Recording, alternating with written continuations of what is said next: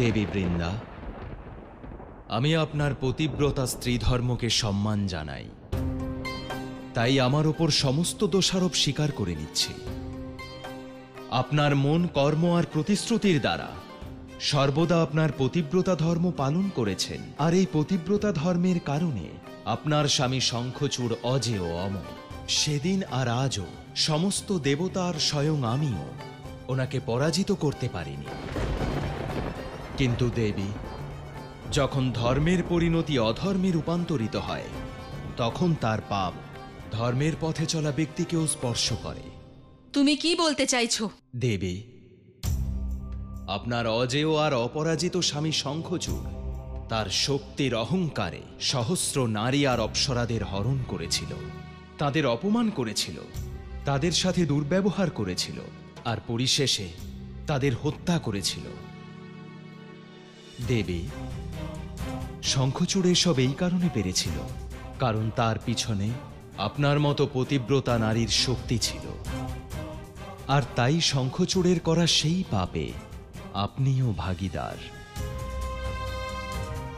আর এই কারণে আপনার পতিব্রতা ধর্মকে আমি খণ্ডন করেছি।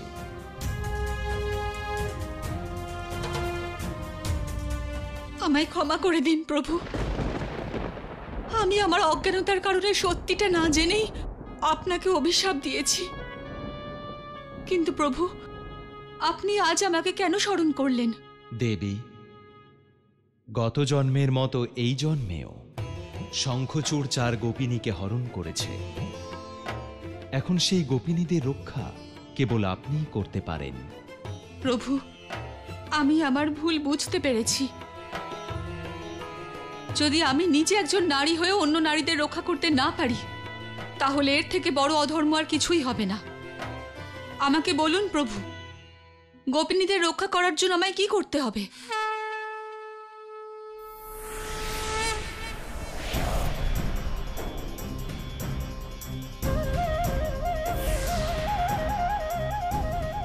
দেবী বৃন্দা, আপনিই তো দেবী বৃন্দা, তাই না? হ্যাঁ প্রভু, আমি বৃন্দা।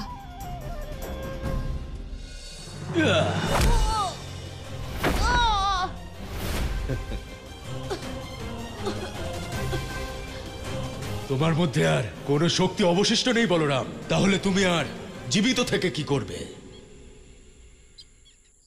এবার সময় এসে গেছে তোমায় মৃত্যুদণ্ড দেওয়ার।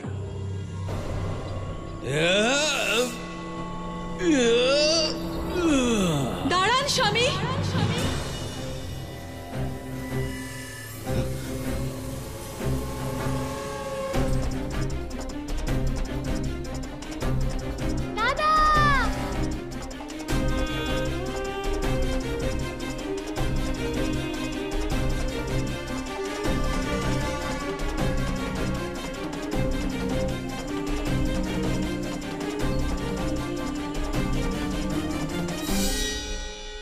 তুমি কে যে আমাকে স্বামী বলে ডাকছো?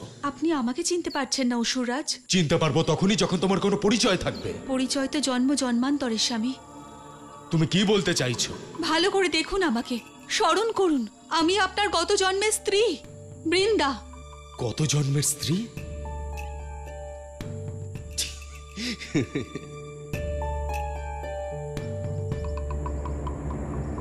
আচ্ছা আচ্ছা, সব বুঝতে পেরেছি। তুমি আমার গত জন্মের স্ত্রী রূপে এসেছো যাতে তুমি এই বালকদের রক্ষা করতে পারো। স্বামী, যদি আপনার আমার কথা বিশ্বাস না হয়, তাহলে আপনার মস্তকে বাঁধা এই চূড়ামণির কথা ভাবুন। ভাবুন, এটা আপনার কাছে কি করে এলো স্বামী? দেবতাদের সাথে যুদ্ধের পূর্বে আমি এটা আপনার মাথায় বেঁধেছিলাম।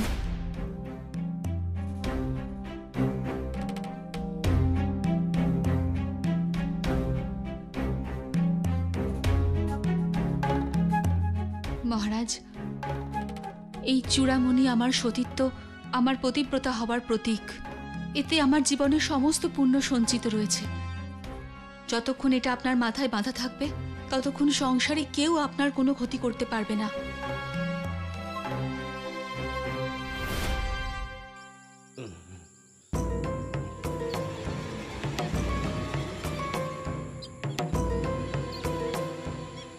সবকিছু মনে পড়ে গেছে আমার বৃন্দা।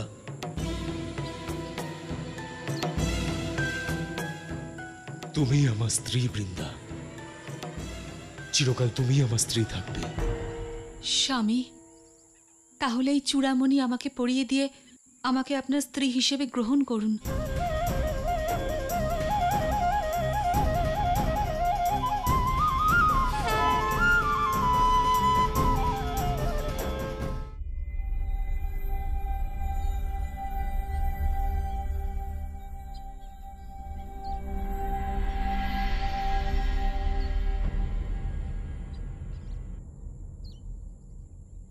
কিন্তু তুমি তো আমার সাথে ছলনা করেছিলে, তোমার জন্যই আমার মৃত্যু হয়েছিল। না, আমি না, বরং ওই ছলনাকারী বিষ্ণু আমাদের সাথে ছলনা করেছিল। ও আপনার রূপ ধারণ করে আমার সম্মুখে এসেছিল। স্বামী, ওটা বিষ্ণুর ছলনা ছিল আপনাকে পরাজিত করার জন্য, তাতে আমার কোনো দোষ ছিল না। স্বামী, আমাকে আপনার স্ত্রী হিসেবে গ্রহণ করুন স্বামী। ছলনাময় বিষ্ণু ওষুধদের সাথে সবসময় এই কাজই করে এসেছে। বৃন্দা, তুমি সর্বদা আমার স্ত্রী ছিলে, আছো আর থাকবেও। স্বামী, তাহলে এই চূড়ামণি আমাকে পরিয়ে আমাকে আপনার স্ত্রী রূপে স্বীকার করুন স্বামী।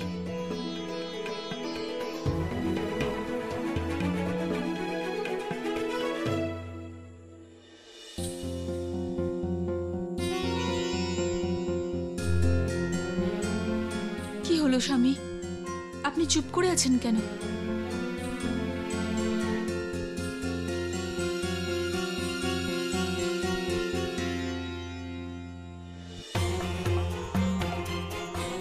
বৃন্দা, এই চূড়ামণি আমি নিজে খুলতে পারবো না। আমি জানি স্বামী, এই চূড়ামণি আমি আপনাকে পরিয়েছিলাম, তাই একমাত্র আমি এটাকে খুলে নিতে পারি।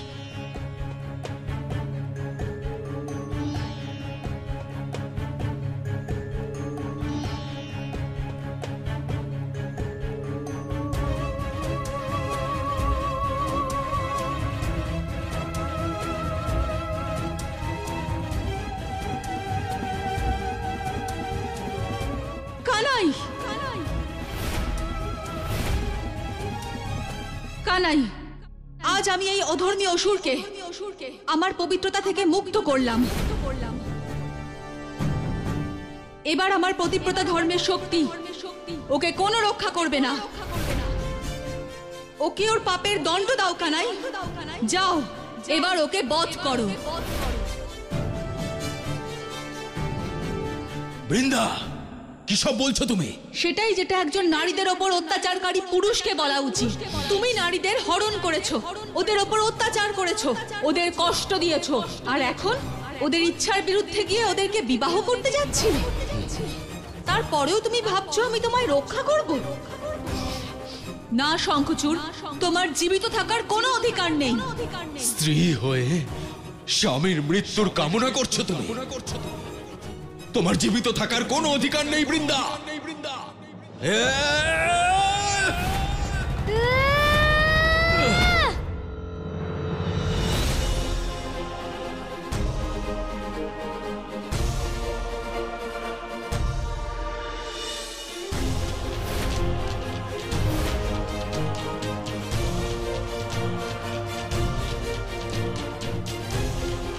দাদা, এটাই সময়, বিনাশ করো এই অসুরের। মৃত অসুরদের নামের সাথে আরেকটা অসুরের নাম যুক্ত করো।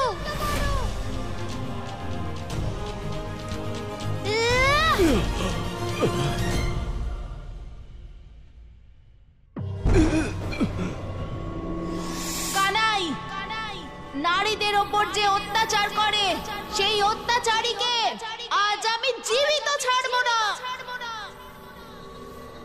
আজ তোমাদের মধ্যে কেউ জীবিত থাকবে না।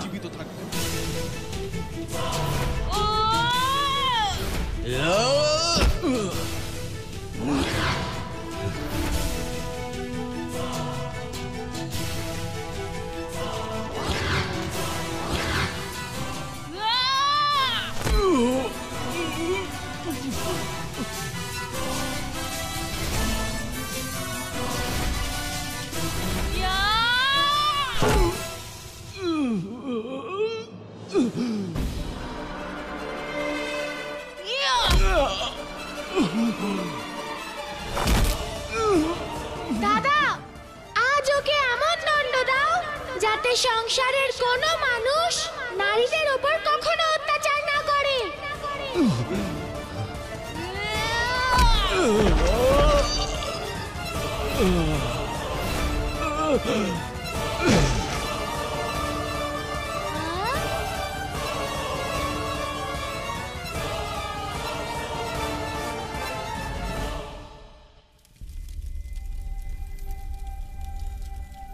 হে তপবল, হে বিষ্ণু ভক্ত, ঋষিদের পবিত্র তপবল, এত শান্ত কেন?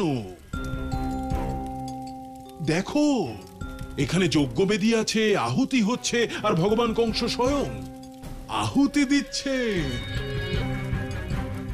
ডাকো ডাকো তোমাদের নারায়ণকে, মহিমা গান গাও, তার গুণকীর্তন করো, মন্ত্র উচ্চারণ করো, আরম্ভ করো।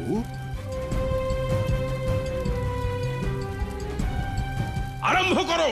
ওম নমঃ ভগবতে বাসুদেবায় নমঃ। ওং নমো ভগবতে বাসুদেবায় নমঃ। ওম নমঃ ভগবতে বাসুদেবায় নমঃ। ওম নমঃ ভগবতে বাসুদেবায় নমঃ। ওং নমো ভগবতে বাসুদেবায় নমঃ। আরো ভক্তি দিয়ে, আরো ভালোবেসে, এমন ভাবে ডাকো যাতে আমার সঙ্গে লুকোচুরি খেলা ছেড়ে সোজা এখানে চলে আসে। ডাকো ডাকো।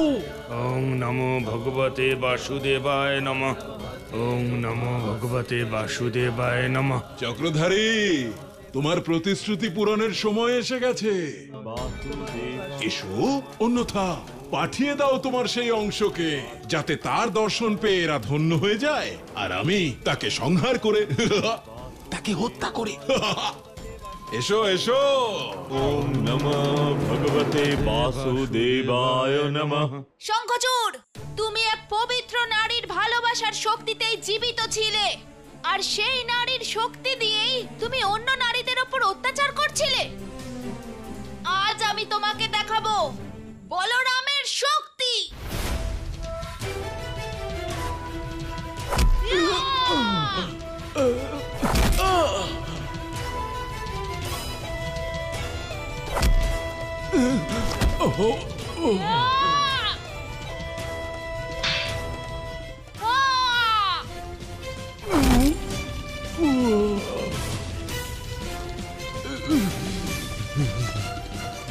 দাদা, ও ডান হাত দিয়ে আমাদের গোপিনীদের স্পর্শ করেছিল। ছিঁড়ে ফেলো ওর ডান হাত। না না বলরাম,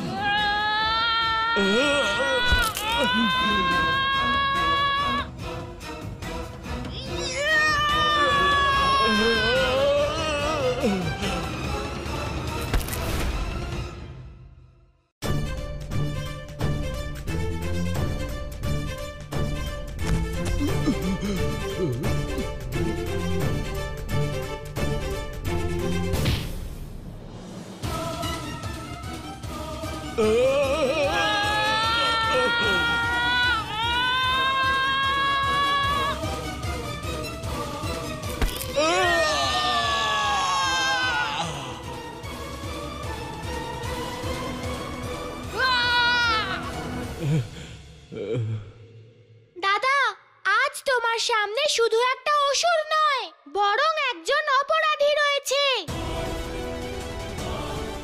ওকে এমন দণ্ড দাও যাতে এই সংসার এই দণ্ড মনে রাখে।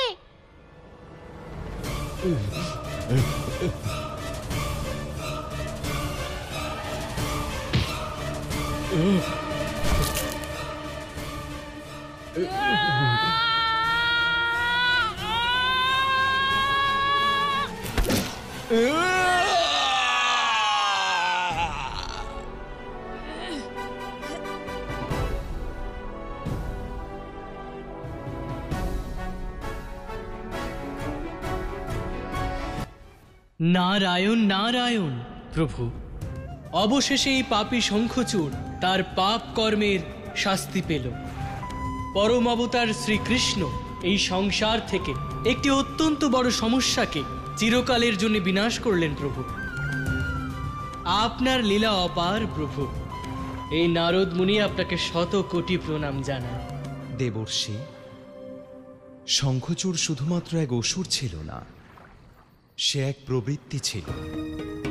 মনুষ্য সমাজের এক কলুষিত বিচার, নারীদের প্রতি ভেদাভেদ, তাদের ওপর নির্যাতন আর তাদের ওপর অত্যাচার করার এক অদ্ভুত মনোভাব, যার বিনাশ শুধুমাত্র এক অসুর কিংবা একজন ব্যক্তিকে বিনাশ করে সম্ভব নয়।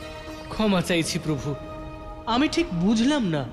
দেবর্ষি, এই সংসারে পুরুষেরা তাদের আধিপত্য স্থাপন করার জন্য সর্বদা নারীদের ওপর অত্যাচার করেছে, কিন্তু তারা ভুলে যায় যে নারী ছাড়া না এই সংসারে সৃষ্টি সম্ভব আর না পুরুষের। সংসারে ধর্ম, মমতা আর ন্যায় প্রতিষ্ঠা করার জন্য সর্বপ্রথম নারীদের সুরক্ষা আর তাদের অধিকার দিতে হবে। কানাই শঙ্খচূড়ের বিনাশ করে সংসারকে এই বার্তাই পৌঁছে দিয়েছে, যে কোনো সময় বা লোকে যে নারীদের অপমান করবে সে আমার পরম শত্রু হবে, আর সে যত শক্তিশালী হোক না কেন আমি তাকে অবশ্যই দণ্ড দেব। আমি বুঝতে পেরেছি প্রভু, আমি বুঝতে পেরেছি। यस्त नार्यस्ते पूजयन्ते त्रमात्रे तत्र देवता। অর্থাৎ যেখানে নারীকে পূজা করা হয়, যেখানে নারীকে সম্মান দেওয়া হয়, সেখানেই আমার নারায়ণের বাস প্রভু। নারায়ণ নারায়ণ।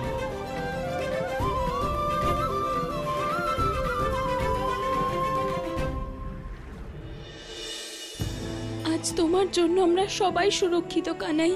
হ্যাঁ কানাই, আমরা সব সময় তোমার কাছে কৃতজ্ঞ থাকব। হ্যাঁ কানাই। গোপিনীরা, আমি সেটাই করেছি যা আমার করণীয়। যদি তোমাদের কৃতজ্ঞতা জানাতেই হয় তবে দেবী বৃন্দাকে জানাও, কারণ ওনার জন্যই তোমাদের জীবন রক্ষা পেয়েছে। আজ দেবী বৃন্দা এটা প্রমাণ করে দিয়েছেন যে যদি নারীরাই নারীদের পাশে দাঁড়ায় তাহলে সংসার কখনোই তাদের অস্তিত্বকে খণ্ডিত করতে পারবে না। আর মাও বলে একতাই একমাত্র শক্তি। তাই সকল নারীদের তাদের সাথে হওয়া অত্যাচারকে একজোট হয়েই সমাধান করা উচিত, তাহলে শঙ্খচূড়ের মতো অসুরও তাদের ভয় পাবে। ঠিক বলেছো তুমি কানাই। কানাই, আমার কাজ সম্পূর্ণ হয়েছে, এবার আমাকে অনুমতি দাও। দেবী বৃন্দা, আপনি নিঃস্বার্থভাবে আপনার কাজ করেছেন, কিন্তু দেবী বৃন্দা এখনো আপনি আপনার কর্মের ফল পাননি। আর যতদিন না আপনি কর্মফল পাচ্ছেন ততদিন আপনাকে বৃন্দাবনেই থাকতে হবে। আমি ঠিক বুঝতে পারলাম না কানাই। শুধু এটুকু জেনে রাখুন, আপনাকে আমার খুব প্রয়োজন। আপনি বৃন্দাবনে আমার জন্য অপেক্ষা করুন। আমি গোপিনীদের আগে তাদের গৃহে পৌঁছে দিই, তারপর আমি আপনার সাথে দেখা করব। ততক্ষণ আপনি কোথাও যাবেন না। যেমন আপনার ইচ্ছা।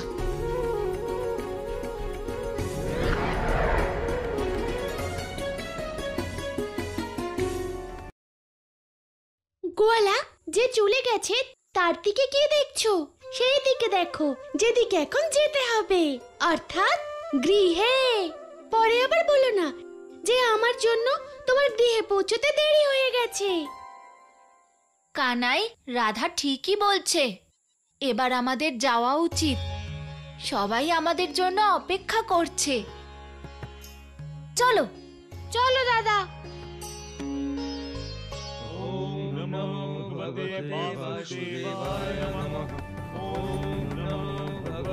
মনে হচ্ছে যেন কেউ আমাকে ডাকছে, আমাকে তার কাছে যেতেই হবে।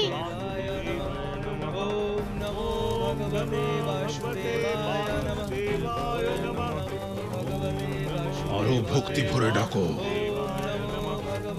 ডাকতেই থাকো।